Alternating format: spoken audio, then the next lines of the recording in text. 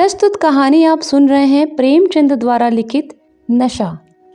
ईश्वरी एक बड़े जमींदार का लड़का था और मैं एक गरीब क्लर्क का, जिसके पास मेहनत मजूरी के सिवा और कोई दूसरा जायदाद न था। हम दोनों में परस्पर बहसें होती रहती थी। मैं जमींदार की बुराई करता, उन्हें हिंसक पशु और खून चूसने वाली जोंक और वृक्षों की चोटी पर फूलने वाला बंझा कहता। वह जमींदारों का पक्ष लेता, पर स्वभावतः उसका पहलू कुछ कमजोर होता था। उसके पास क्योंकि जमींदारों के अनुकूल कोई दलील न थी। वह कहता कि सभी मनुष्य बराबर नहीं होते, छोटे बड़े हमेशा होते रहते हैं। लचर दलील थी। किसी मानुषीय या नैतिक नियम से इस व्यवस्था का औचित्य सिद्ध करना कठिन था। मैं इस वाद विवाद की गर्मी में अक्सर तेज हो जाता और लगने वाली बात कह जाता, लेकिन ईश्वरी हार कर भी मुस्कुराता रहता था। मैंने उसे कभी गर्म होते नहीं देखा। शायद इसका कारण यह था कि वह अपने पक्ष की कमजोरी समझता था। नौकरों से वह सीधे मुंह बात नहीं करता था। अमीरों में जो एक बेदर्दी और उद्दंडता होती है, इसमें उसे भी प्रचुर भाग मिला था। नौकर ने बिस्तर लगाने में जरा भी देर की, दूध जरूरत से ज्यादा गर्म या ठंडा हुआ, साइकिल अच्छी तरह साफ नहीं हुई तो वह आपे से बाहर हो जाता। सुस्ती या बदतमीजी उसे जरा भी पसंद न थी, पर दोस्तों से और विशेषकर मुझसे उसका व्यवहार सौहार्द और नम्रता से भरा हुआ होता था।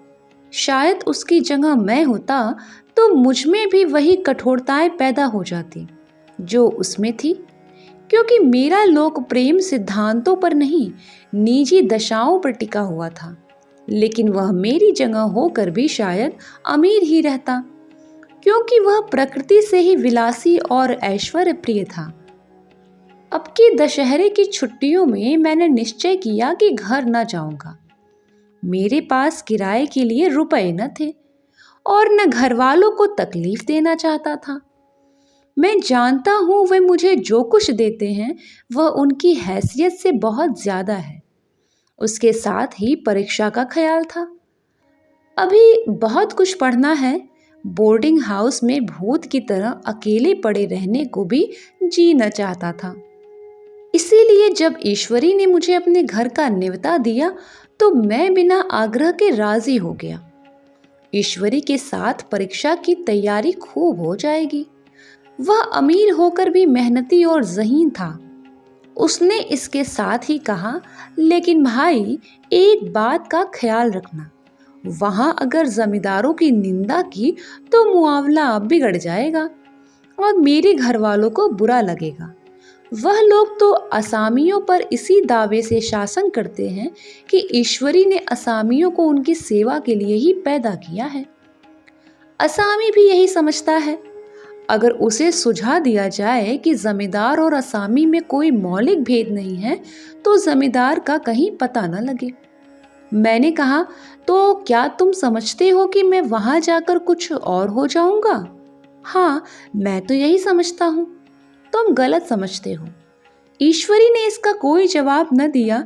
कदाचित उसने इस मुआवले को मेरे विवेक पर छोड़ दिया और बहुत अच्छा किया। अगर वह अपनी बात पर अड़ता तो मैं भी जिद पकड़ लेता। सेकंड क्लास तो क्या, मैंने कभी इंटर क्लास में भी सफर न किया था। अब की सेकंड क्लास में सफर का सौभाग्य प्राप्त हुआ। गाड़ी तो 9 बजे रात को आती थी, पर यात्रा के हर्ष में हम शाम को स्टेशन जा पहुंचे। कुछ देर इधर उधर सैर करने के बाद रिफ्रेशमेंट रूम में जाकर हम लोगों ने भोजन किया। मेरी वेशभूषा और रंग ढंग से पारखी खानसामों को यह पहचानने में देर न लगी कि मालिक कौन है और पिछलग्गू कौन। लेकिन न जाने क्यों मुझे इनकी गुस्ताखी बुरी लग रही थी। पैसे ईश्वरी की जेब से गए। शायद मेरे पिता को जो वेतन मिलता है उससे ज्यादा इन खानसामों को इकराम में मिल जाता हो। एक अठन्नी तो चलते समय ईश्वरी ने ही दे दी। फिर भी मैं उन सबों से उसी तत्परता और विनय की अपेक्षा करता था जिससे वे ईश्वरी की सेवा कर रहे थे। ईश्वरी के हुक्म पर सबके सब दौड़ते हैं, लेकिन मैं कोई चीज मांगता हूं तो उतना उत्साह नहीं दिखाते। मुझे भोजन में कुछ स्वाद न मिला। यह भेद मेरे ध्यान को संपूर्ण रूप से अपनी ओर खींचे हुए था। गाड़ी आई, हम दोनों सवार हुए। खानसामों ने ईश्वरी को सलाम किया, मेरी ओर देखा भी नहीं। ईश्वरी ने कहा, कितने तमीजदार हैं ये सब। एक हमारे नौकर हैं कि कोई काम करने का ढंग ही नहीं। मैंने खट्टे मन से कहा, इसी तरह अगर तुम अपने नौकरों को भी 8 आने रोज इनाम दिया करो तो शायद इनसे ज्यादा तमीजदार हो जाएं। तो क्या तुम समझते हो यह सब केवल इनाम के लालच से इतना अदब करते हैं? जी नहीं, कदापि नहीं। तमीज और अदब तो इनके रक्त में मिल गया है। गाड़ी चली, डाक थी। प्रयाग से चली तो प्रतापगढ़ जाकर रुकी। एक आदमी ने हमारा कमरा खोला। मैं तुरंत चिल्ला उठा, दूसरा दर्जा है, सेकंड क्लास है। उस मुसाफिर ने डिब्बे के अंदर आकर मेरी ओर एक विचित्र उपेक्षा की दृष्टि से देखकर कहा, जी हाँ, सेवक इतना समझता है और बीच वाले बर्थ पर बैठ गया। मुझे कितनी लज्जा आई कह नहीं सकता। भोर होते होते हम लोग मुरादाबाद पहुंचे। स्टेशन पर कई आदमी हमारा स्वागत करने के लिए खड़े थे। 2 भद्र पुरुष थे, 5 बेगार। बेगारों ने हमारा लगेज उठाया। दोनों भद्र पुरुष पीछे पीछे चले। एक मुसलमान था, रियासत अली, दूसरा ब्राह्मण था, राम हरख। दोनों ने मेरी ओर अपरिचित नेत्रों से देखा, मानो कह रहे हैं, तुम कौवे होकर हंस के साथ कैसे? रियासत अली ने ईश्वरी से पूछा, यह बाबू साहब क्या आपके साथ पढ़ते हैं? ईश्वरी ने जवाब दिया, हाँ, साथ पढ़ते भी हैं और साथ रहते भी हैं। यूँ कहिए कि आप ही की बदौलत मैं इलाहाबाद पड़ा हुआ हूँ, नहीं कब का लखनऊ चला आया होता। अब कि मैं इन्हें घसीट लाया। इनके घर से इन्हें कई तार आ चुके थे, मगर मैंने इनकारी जवाब दिलवा दिए। आखिरी तार तो अर्जेंट था, जिसकी फीस 4 आने प्रति शब्द है, पर यहाँ से भी उसका जवाब इनकारी ही गया।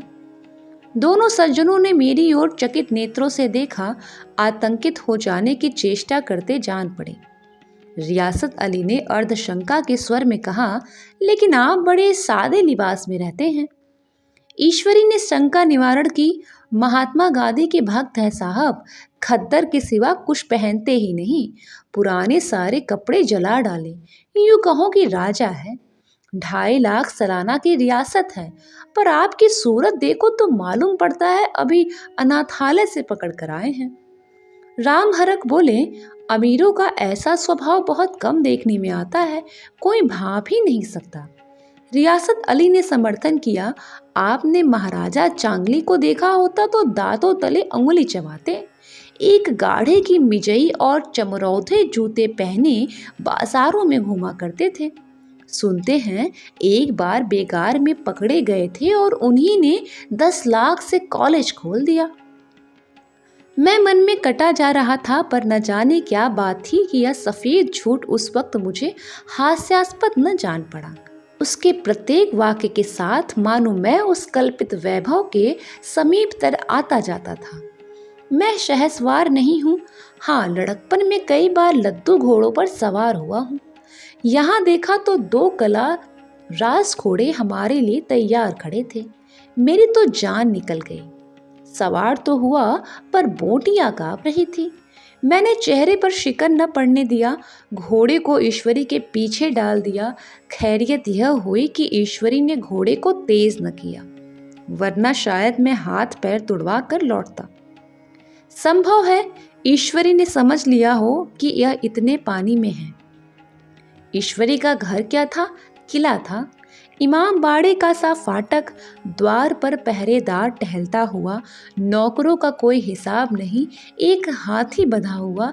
ईश्वरी ने अपने पिता, चाचा, ताऊ आदि सबसे मेरा परिचय कराया, और उसी अतिशयोक्ति के साथ ऐसी हवा बांधी कि कुछ पूछिए मत।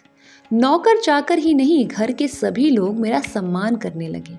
देहात के जमींदार लाखों का मुनाफा, मगर पुलिस कांस्टेबल को अफसर समझने वाले। कई महाशय तो मुझे हुजूर हुजूर कहने लगे। जब जरा एकांत हुआ तो मैंने ईश्वरी से कहा, तुम बड़े शैतान हो यार, मेरी मिट्टी क्यों पलित कर रहे हो? ईश्वरी ने दृढ़ मुस्कान के साथ कहा, इन गधों के सामने यही चाल जरूरी थी, वरना सीधे मुंह बोलते भी नहीं। जरा देर के बाद नाई हमारे पांव दबाने आया। कुंवर लोग स्टेशन से आए हैं, थक गए होंगे। ईश्वरी ने मेरी ओर इशारा करके कहा, पहले कुंवर साहब के पैर दबा। मैं चारपाई पर लेटा हुआ था। मेरे जीवन में ऐसा शायद ही कभी हुआ हो कि किसी ने मेरे पांव दबाए हो। मैं इसे अमीरों के चोंचले, रईसों का गधापन और बड़े आदमियों की मुटमरदी और जाने क्या क्या कहकर ईश्वरी का परिहास किया करता, और आज मैं पोतड़ों का रईस बनने का स्वांग भर रहा था। इतने में 10 बज गए। पुरानी सभ्यता के लोग थे। नई रोशनी अभी केवल पहाड़ की चोटी तक पहुंच पाई थी। अंदर से भोजन का बुलावा आया। हम स्नान करने चले। मैं हमेशा अपनी धोती खुद छांट लिया करता हूँ, मगर यहाँ मैंने ईश्वरी की ही भांति अपनी धोती भी छोड़ दी।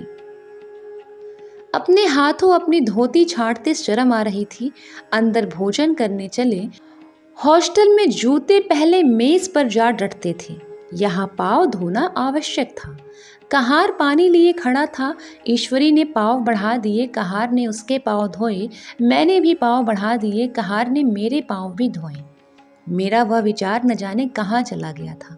सोचा था वहाँ देहात में एकाग्र होकर खूब पढ़ेंगे, पर यहाँ सारा दिन सैर सपाटे में कट जाता था। कहीं नदी में बजरे पर सैर कर रहे हैं, कहीं मछलियों या चिड़ियों का शिकार खेल रहे हैं, कहीं पहलवानों की कुश्ती देख रहे हैं, कहीं शतरंज पर जमे हैं। ईश्वरी खूब अंडे मंगवाता और कमरे में स्टोव पर आमलेट बनते। नौकरों का एक जत्था हमारे साथ हमेशा घेरे रहता था। अपने हाथ पांव हिलाने की कोई ज़रूरत नहीं, केवल ज़बान हिला देना काफ़ी है। नहाने बैठो तो आदमी नहलाने को हाजिर, लेटो तो आदमी पंखा झलने को खड़े। मैं महात्मा गांधी का कुंवर चेला मशहूर था। भीतर से बाहर तक मेरी थाक थी। नाश्ते में ज़रा भी देर न हो पाए, कहीं कुंवर साहब नाराज़ न हो जाएं। बिछावन ठीक समय पर लग जाता। कुंवर साहब के सोने का समय आ गया।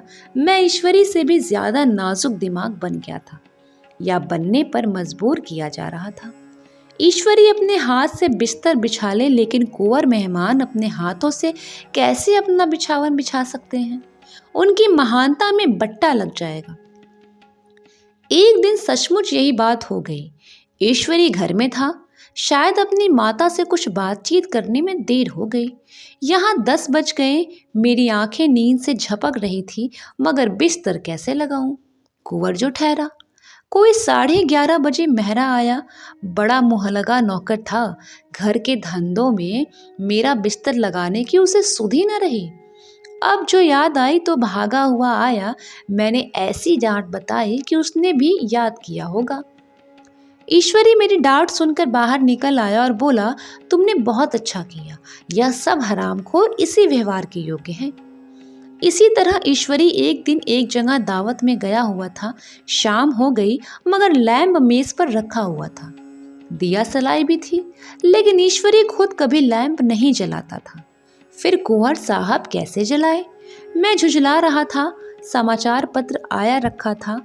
जी उधर लगा हुआ था, पर लैंप नदारद। दैव योग से उसी वक्त मुंशी रियासत अली आ निकले। मैं उन्हीं पर उबल पड़ा। ऐसी फटकार बताई कि बेचारा उल्लू हो गया। तुम लोगों को इतनी फिक्र भी नहीं कि लैंप तो जलवा दो? मालूम नहीं ऐसे कामचोर आदमियों का यहाँ कैसे गुजर होता है। मेरे यहाँ घंटे भर निर्वाह न हो। रियासत अली ने कांपते हुए हाथों से लैंप जला दिया। वहाँ एक ठाकुर अक्सर आया करता था। कुछ मनचला आदमी था, महात्मा गांधी का परम भक्त। मुझे महात्मा जी का चेला समझकर मेरा बड़ा लिहाज करता था, पर मुझसे कुछ पूछते संकोच करता था। एक दिन मुझे अकेला देखकर आया और हाथ बांध कर बोला, सरकार तो गांधी बाबा के चेले हैं ना। लोग कहते हैं कि यहाँ स्वराज्य हो जाएगा तो जमींदार न रहेंगे। मैंने शान जमाई, जमींदारों के रहने की जरूरत ही क्या है? यह लोग गरीबों का खून चूसने के सिवा और कुछ करते भी तो नहीं। ठाकुर जी ने पूछा, तो क्यों, सरकार सब जमींदारों की जमीन छीन ली जाएगी? मैंने कहा, बहुत से लोग तो खुशी से दे देंगे, जो लोग खुशी से न देंगे उनकी जमीन छीननी ही पड़ेगी। हम लोग तो तैयार बैठे हुए हैं, जो ही स्वराज्य हुआ अपने इलाके असामियों के नाम हिब्बा कर देंगे। मैं कुर्सी पर पांव लटकाए बैठा था। ठाकुर मेरे पांव दबाने लगा, फिर बोला, आजकल जमींदार लोग बड़ा जुल्म करते हैं सरकार। हमें भी हुजूर अपने इलाके में थोड़ी सी जमीन दे दे तो चलकर वहीं आपकी सेवा करूंगा। मैंने कहा, अभी तो मेरा कोई इख्तियार नहीं है भाई, लेकिन जो ही इख्तियार मिला मैं सबसे पहले तुम्हें बुलाऊंगा। तुम्हें मोटर ड्राइवरी सिखाकर अपना ड्राइवर बना लूंगा। सुना, उस दिन ठाकुर ने खूब भंग पी और अपनी स्त्री को खूब पीटा और गांव के महाजन से लड़ने पर तैयार हो गया। छुट्टी इस तरह तमाम हुई और हम लोग फिर प्रयाग चले। गांव के बहुत से लोग हम लोगों को पहुंचाने आए। ठाकुर तो हमारे साथ स्टेशन तक आया।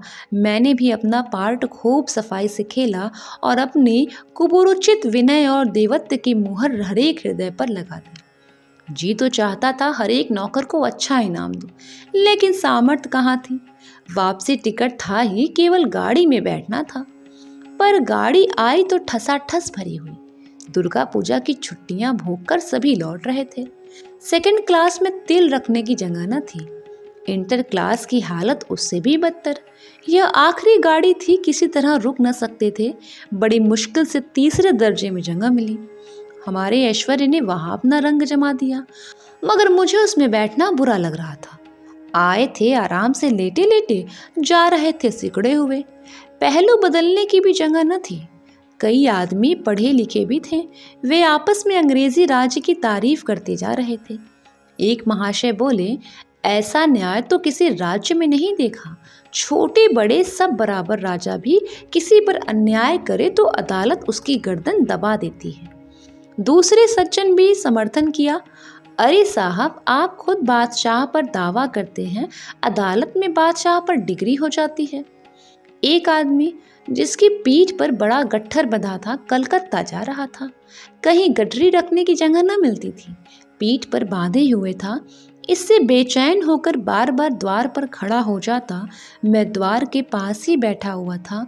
उसका बार बार आकर मेरे मुंह को अपनी गठरी से रगड़ना मुझे बहुत बुरा लग रहा था। एक तो हवा यूं ही कम थी, दूसरे उस गवार का आकर मेरे मुंह पर खड़ा हो जाना मानो मेरा गला दबाना था। मैं कुछ देर तक जब्त किए बैठा रहा। एकाएक मुझे क्रोध आ गया। मैंने उसे पकड़कर पीछे ठेल दिया और 2 तमाचे जोर से लगाए। उसने आंखें निकालकर कहा, क्यों मारते हो बापूजी, हमने भी किराया दिया है। मैंने उठकर 2-3 तमाचे और चढ़ दिए। गाड़ी में तूफान आ गया। चारों ओर से मुझ पर बौछार पड़ने लगी। अगर इतने नाजुक मिजाज हो तो अव्वल दर्जे में क्यों नहीं बैठे? कोई बड़ा आदमी होगा तो अपने घर का होगा। मुझे इस तरह मारते तो दिखा देता। क्या कसूर किया था बेचारे ने? गाड़ी में सांस लेने की जगह नहीं, खिड़की पर जरा सांस लेने खड़ा हो गया तो उस पर इतना क्रोध? अमीर होकर क्या आदमी अपनी इंसानियत बिल्कुल खो देता है? यह भी अंग्रेजी का राज है जिसका आप बखान कर रहे हैं। एक ग्रामीण बोला, दफ्तरन माँ घुसन तो पावत नहीं, उस पर इतना मिजाज। ईश्वरी ने अंग्रेजी में कहा, what an idiot you are Bir. Bir, तुम कितने मूर्ख हो। और मेरा नशा अब कुछ कुछ उतरता हुआ मालूम होता था। ये कहानी आपको मेरे स्वर में कैसे लगी, कमेंट बॉक्स में ज़रूर बताइएगा। आप सभी का बहुत बहुत धन्यवाद।